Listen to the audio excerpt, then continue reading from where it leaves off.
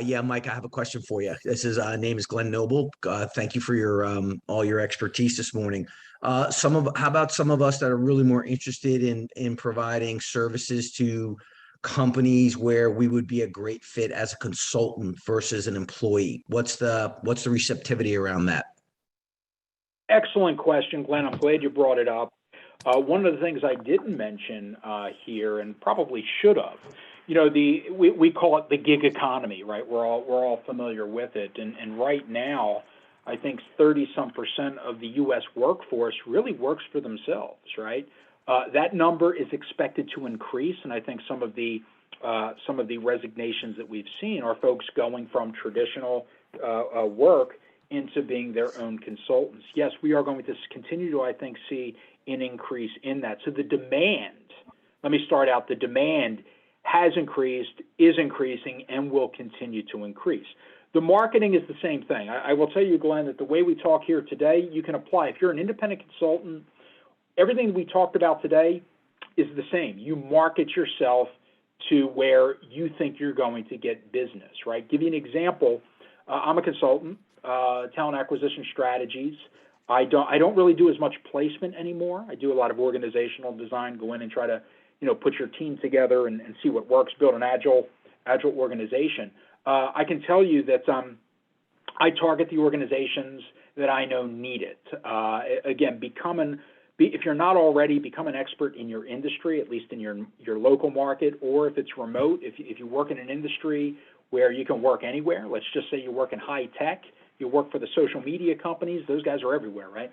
So really being able, you can apply the same principles we talked today to an independent contractor, a subcontractor type of relationship with an organization. Your marketing is going to be the same. You're going to want to appeal to the industries, to the people that ultimately you're trying to connect with. Does that make sense? Yeah, 100%. I've been actually really successful on that. If you look at if you look at normally what you're paid as an employee, and you compare that to your bill rate, you're going to make a lot more money as a consultant. But obviously, people that aren't familiar with that path, there's a lot of expenses on doing that. Obviously, health insurance is a big deal. My struggle has been actually, just you finish a project and you need to sort of keep moving along with the next.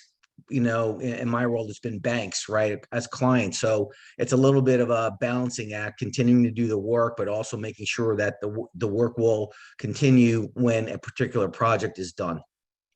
Yep, absolutely. And a couple of things there. And yeah, and sometimes it ends and you may not necessarily have enough lead time, enough runway to line another one up. Glenn, I don't know if you have any of your own forums within your field. It's very easy today. Maybe you do, but if not, it's very easy today to set up your own podcast, to set up your own blog, your own webinars where you're interacting with your community and providing content. I content marketing and employment, but I do it here in the TA world. So if I'm looking for new clients, I try to stay fresh with everyone, try to provide new content through Project Save, Recruit DC. That I sit with. Particularly, there are others that I sit on as well, talk and things. But I always try to stay front and center. And as I'm doing that and sharing content, sharing some of the the modern challenges, if you will, within talent acquisition, it's been a good way to keep conversations and rapport open because I'm constantly reminding people of what solutions can be provided, whether it's myself or someone else. So it keeps me fresh in the community, if that makes sense. Yes, thank you. Sure. Mike, someone is asking just for a little bit of clarification. Is it your email Project Save 00 or Project Save 00? Thank you. I apologize for that. It is 00. That's what I thought. I had another question for you, Mike. You threw this statistic out earlier on about the 45 to 54 demographic, and I was wondering if during this time when people are doing their self-assessments and developing their strategy, if there are any attributes that they have that are specific to their years of experience that they really want to bring out during this period when there's a lot of transition in the marketplace. So just so I understand the question, in other words, how do you leverage your years of experience? Yes. as you're doing your So, self-assessment and as you're getting out and speaking with people? yep, absolutely. So great question. So one of the things you want to think about is what is the makeup of those years of experience? And then your first question is what is relevant today? And what can align or support what I'm pursuing today, right? So, there are things that I've done over my career that probably aren't as relevant today as they were 20 years ago, right? Now, again, it's the way that you sell that. It's the way that you package that. Give you an example. I coach a lot of federal employees into second careers. And if any of you have worked with the federal government, you'll know that over the course of your career, you typically have taken on multiple jobs over the course of a 25, 30-year, span. And one of the things that folks have a hard time is how do I really quantify that into one strategy? Well, it's hard to do and be clear with an employer. An employer is looking for, they might be looking for ultimately in the life cycle a combination. But again, you take that in stages. What am I looking for at least to get the conversation, right?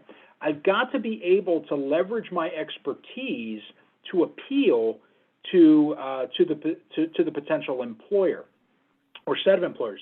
So you want to make sure that when you're actually marketing yourself and you're doing that self-assessment, what is relevant today?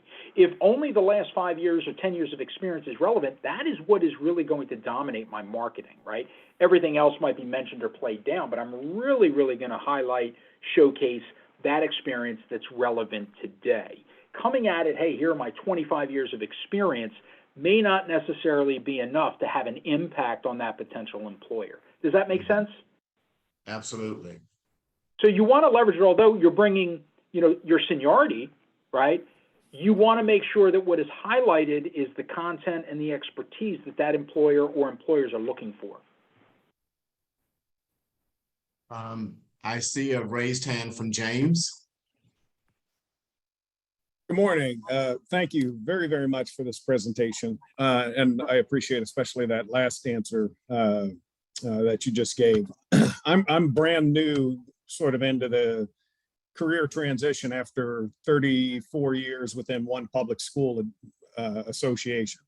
And for me, I've never really even been in the workforce. I mean, in the market for looking for a job since the 1990s. So I'm really at kind of this beginning stage of this transition. So outside of, attending sessions like these where I'm starting to get some ideas and maybe hiring a career coach, as I then begin my own self-assessment so I can see where I am relevant and where I might begin this, this outreach. Do you have other ideas besides just looking and finding a career coach to help me kind of guide this process post-retirement that's just coming up?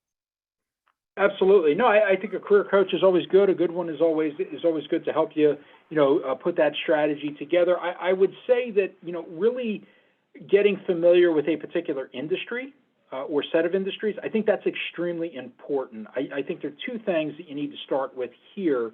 And that could be, obviously doing your own research, but maybe reaching out to folks that might be working in that industry that might specialize, whether it's banking, whether it's finance, because of course over time environments have changed, titles have changed, things of that nature. So I think really becoming much more familiar, if you're not, with a particular industry is going to be critical, because industries really dictate the environment and the cultures to what you're looking at today. What is competitive, right? Because the 1990s, and I'm going, let's just say, because I deal with this in government all the time, where most of the folks that have worked in the national security sector haven't really looked outside, right? I mean, they are completely starting from scratch once again. After 30, 40 years, they haven't looked for a job. They're not fluent in any of the industries. They have a ton of good skills. It becomes a translation, and it can be very, very difficult. So I totally understand where you're coming from. One of the first things I tell them is you have to educate yourself on the markets that you want to pursue. You've also got to educate yourself on the environments that you're going to walk into, and what are corporate cultures today. Much different than they were in the 1990s, right? Your culture, if you take a look around at some of the large organizations today, they value things that back in the 90s we didn't even think of, right? I mean, you look at social issues, right? I mean, corporations today are very, very much engaged with what is going on out in society, right? We saw that with COVID. We saw it with the social justice movement. We're still seeing it, right? Other things are coming to play. Corporations are taking, taking sides in social issue debates, right, and political. So this is what culture has become, right? So, if for some reason to give you an example, environmental issues, right, where, hey, that's not a green company. I don't want to work for those, right? So, if they're not green and they're not really, if they don't hold the environment in high regard, I don't want anything to do. So people are speaking with their beliefs. You go into the retail, people speak with the dollars, right? If I had a bad experience with a Ford truck, I'm not buying it, and I sure am not going to go to work there. And believe it or not, a lot of the retail organizations have actually shown data that if they had a bad product or customer experience, that they would not come back and want to work there. So there's this correlation. So you really need to familiarize yourself with some of the things that we talked about here, really the culture, what are the dynamics, and really what is really within those industries today. Does that make sense? It does. Thank you very, very much. I appreciate that a lot. Absolutely. Mike, I know you've got a hard stop at 11, so I've got 2 questions left. I think what one person is asking, what is a sample way to approach a potential chat without using your elevator speech? And then I'm going to go to Tina Howe, who will be the last one. Great. So if you're going to approach, here is what I tell everyone. If it's a cold approach, you need to articulate your value, right? In other words, give that person a value proposition. If you're going to send me a LinkedIn in-mail, okay, you need to give me a reason as to why I should, number one, read it, and number one, what value are you giving me? So if you're contacting me as a recruiter and you say, hey, I'm looking for a job and here's my resume, that's one thing. But if you specifically say, hi, my name is Mary, and I noticed that you are your organization, and you may be the recruiter advertising for this job. Let me tell you what I bring to the table. Would love to get a minute or two of your time if I could. If not, if there's somebody else you can point me to, that's great. I've attached now a summary or my resume demonstrating this experience. That's very specific. It's very targeted, right? So again, that's assuming you've done all the research and you've looked at it. You have to give someone a value proposition. Now, you can't turn it into I said a lot of words there, but you need to condense and get your point across very, very quickly today because the attention spans are extremely short today. So I hope that makes sense. Always defer to what is your value proposition. Does that make sense? Last one from Tina. Mm-hmm. Yes. Hi. I had a question of how to deal with a work gap in your work history. The pandemic has been one of the challenges for some job seekers is that they didn't get a full-time position during the pandemic.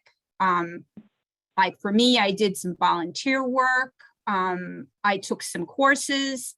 I did a little freelance, but I don't have this I have a work gap, and I do put down the activities that I've been in, but I was just curious what advice you give on how to handle that. Great question. We get it a lot, and it's much more, before years ago, I think it worked much more against you. Unfortunately, I never agreed with that. It doesn't sound like you had a gap. Sounds like you were doing some things outside of what an employer would consider traditional work experience, right? Today, volunteering, going back to school, upskilling, and things of that nature actually can be very positive for you. My advice to you, what's the time frame? Couple months, couple years? Let's see, it's about a little over a year. Not long at all, right? So what you just stated to me as a summary, I would insert in there and just give a reason as to, hey, you left one job and I'm in between. You can explain that very easily. I think don't go. I would sum it up into one section, say on your resume, If you want to use that Gmail and send me your resume, I can actually tell you how to best position that. Okay, great. I'll do that. Do that because I think upskilling, if you've taken courses, because there's some things to consider, right? How can you leverage the courses you've taken? And the volunteer work that you're doing demonstrates certain competencies in people. So for the right employer, they may read that. And that's what you want. You want them to read that, and you can actually tie that experience into something, into your overall approach. And I can sort of give you and that's why this is very intricate. I mean, this isn't just something you can do flyby. This is very big, right? Because you really want to get it right with the employer. And there's never a 100% guarantee that you will, but again, it's always that probability.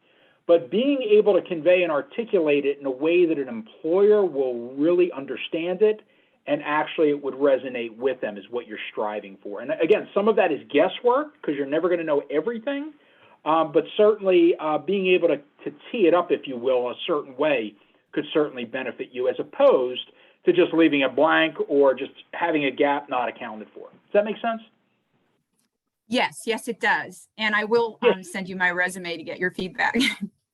Please send it, and if you do have something there, I'll take a look at it. It might be good to go, but certainly I will take a look at that and provide some feedback to you.